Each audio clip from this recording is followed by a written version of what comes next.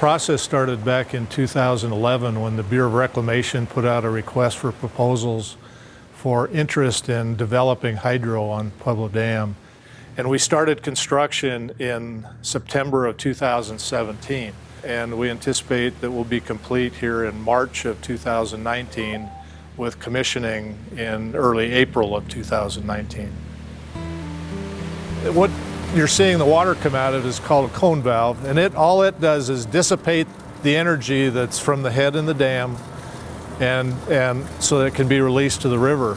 And what we're going to do with Pueblo Dam Hydro is we're going to take that flow that's now being dissipated and that energy and convert it to electricity through the powerhouse here. But we'll have the capability of, during the peak months of the year, of generating, in dollars wise, up to about $250,000 a month during the peak season. So the Pueblo Dam Hydro is what they call a single-use power plant. We take the flow from the dam, we deliver it through the powerhouse, generate electricity, and then it's released back to the river.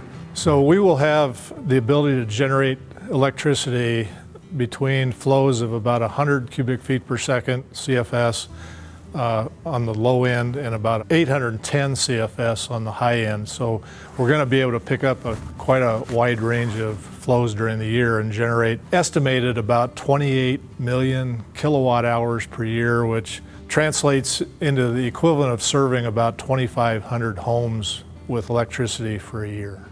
The water flows in the top part of the pipe, it flows into the scroll case, and that's where the flow spins the turbine and generates the power through the generator here.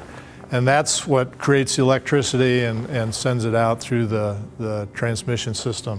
One of our other facilities that's in the Frying Pan, Arkansas project is located up at Twin Lakes, and that's the Mount Elbert hydropower. That's a little bit different. For one thing, it's substantially larger than this facility, but it also has a feature where during peak hours of the day when they're generating power, they release it to Twin Lakes. They can at night then pump some of that water back when energy demand is lower and power rates are lower. They can pump it back up and then use that same water and generate more power the next day. So it's called a pumped back storage system.